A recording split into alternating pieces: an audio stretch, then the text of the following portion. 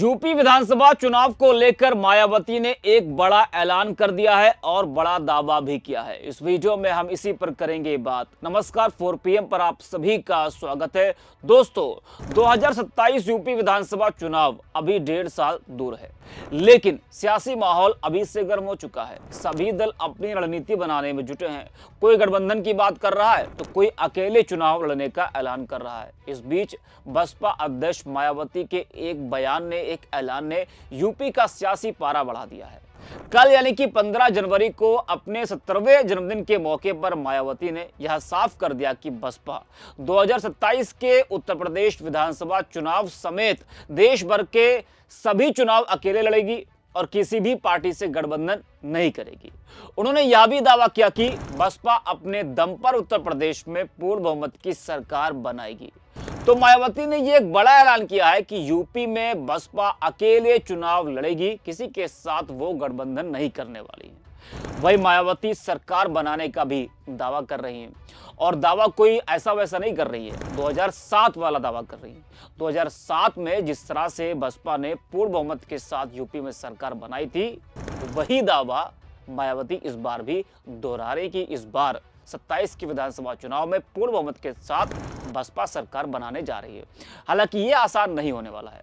वैसे यह ऐलान इसलिए भी चौंकाने वाला है क्योंकि मौजूदा समय में बसपा की राजनीतिक स्थिति काफी कमजोर मानी जा रही है।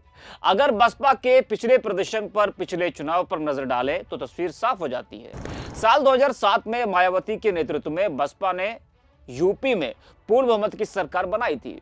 उस समय दलितों के साथ साथ मुस्लिम, ब्राह्मण और अन्य वर्गों का भी समर्थन बसपा को मिला था, जिसकी वजह से पूर्ण बहुमत के साथ बसपा ने सरकार बनाई।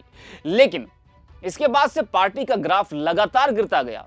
आज स्थिति यह है कि उत्तर प्रदेश विधानसभा में बसपा का सिर्फ एक विधायक है और लोकसभा में एक भी सांसद नहीं है। 2019 के लोकसभा चुनाव में बसपा ने सपा के साथ गठबंधन किया था।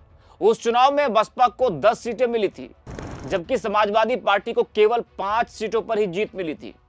इससे यह साफ हुआ कि गठबंधन का फायदा बसपा को हुआ था। लेकिन इसके बाद मायावती ने सपा से नाता तोड़ लिया था। 2024 के लोकसभा चुनाव में बसपा ने अकेले चुनाव लड़ा और नतीजा यह रहा कि पार्टी एक भी सीट जीत नहीं पाई। जी हाँ, वही समाजवादी पार्टी ने कांग्रेस के साथ गठबंधन कर 37 लोकसभा सीटें जीत ली और सबको चौंका दिया था। मायावती के इस ऐलान के बाद, यानी कि जो मायावती ने ऐलान किया है कि यूपी में बसपा अकेले चुनाव लड़ेगी, उनके इस ऐलान के बाद सबसे बड़ा सवाल यही कि जो दलित वोट पिछले कुछ वर्षों में बसपा से खिसककर सपा और बीजेपी की तरफ गया है, क्या वह फिर से बसपा की ओर लौटेगा?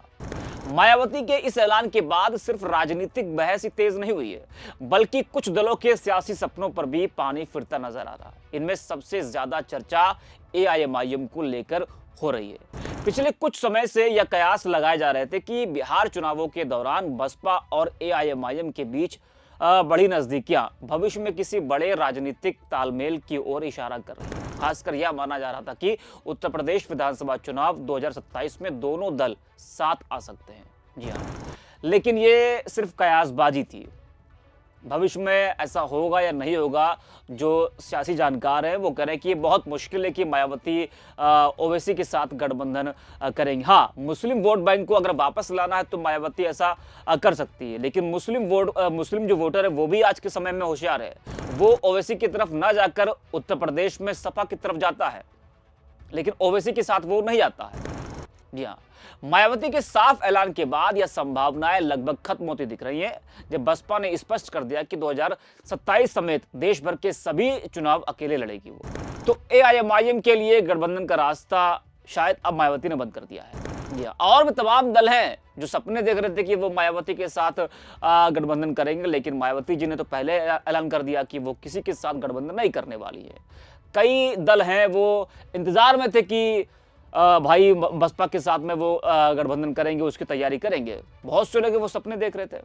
जी हाँ, वही ओवैसी की पार्टी जो बिहार में जब लड़ी तो उस वक्त जिस तरीके से बसपा और ओवैसी की पार्टी के बीच में नजदीकियां बढ़ी, कई जो प्रत्याशी थे बसपा और AIMIM के, तो उन दोनों ने मिलकर साथ में एक दूसरे का साथ दिया, प्रचार किया। तो ये एआईएमआईएम के लिए एक बड़ा झटका माना जा रहा है, क्योंकि यूपी में उसके पास ना तो मजबूत संगठन है और ना ही कोई ठोस जनाधार। बिना किसी बड़े सहयोगी के चुनाव लड़ना एआईएमआईएम के लिए आसान नहीं होगा। हालांकि राजनीति में कुछ भी कभी भी हो सकता है। अभी दरवाजे पूरी तरीके से बंद हो गए कहना आसान है, लेकिन भविष्य में शायद दरवाजे खुल भी जाए, ये सियासत है। और जब यूपी में इस बार होने वाले विधानसभा आम चुनाव में हमारी पार्टी की पूर्ण बहुमत की सरकार बन जाती है, जिसकी काफ़ी उम्मीद भी है, तब फिर हमारी पार्टी सन 2007 में पूर्ण बहुमत की बनी सरकार की तरह ही यहाँ हर मामले में व हर स्तर पर सर्वजन हिताय व सर्वजन सुखाय की नीतियों एवं सिद्धांतों पर आधारित ही सरकार चलाएगी। ये भी मैं यूपी की जनता को विश्वास दिलाना चाहती हूँ कि देश में अधिकांश पार्टियाँ बीएसपी से गठबंधन करके चुनाव लड़ना चाहती हैं, क्योंकि उनको फायदा पहुँचता है। लेकिन गठबंधन करने के मामले में हमें बीएसपी के हित को भी देखना बहुत जरूरी है। ऐसी स्थिति में अब हमारी पार्टी उत्तर प्रदेश सहित पूरे देश में विधानसभा व लोकसभा का भी आम चुनाव अकेले ही लड़ना ज्यादा बेहतर समझती है। इन नतीजों के बाद यह सवाल उठना लाजमी कि क्या बसपा अकेले दम पर 2027 में कोई बड़ा कमाल कर पाएगी, खासकर तब जब पार्टी का पारंपरिक दलित वोट बैंक भी धीरे धीरे उससे दूर होता जा रहा है। दलित वोटों में बिखराव हुआ है और एक बड़ा हिस्सा दूसरी पार्टियों की ओर शिफ्ट हो चुका है।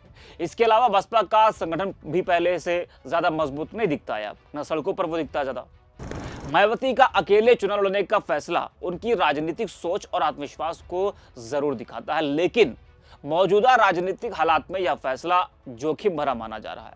गठबंधन की राजनीति के दौर में अकेले चलने का रास्ता कठिन होता है, खासकर तब जब पार्टी कमजोर स्थिति में हो। कुल मिलाकर 2027 का चुनाव बसपा के लिए अस्तित्व की लड़ाई ऐसा साबित हो सकता है। यह देखना दिलचस्प होगा कि मायावती अपनी पार्टी और कैडर में नई जान फूंक पाती है या नहीं। सरकार बनाना तो दूर, क्या बसपा सम्मानजनक संख्या में सीट भी जीत पाएगी? यह सवाल अभी खुला हुआ है, आने वाला समय ही इसका जवाब देगा। तो इस वीडियो में इतना ही। आप देखते रहिए 4PM।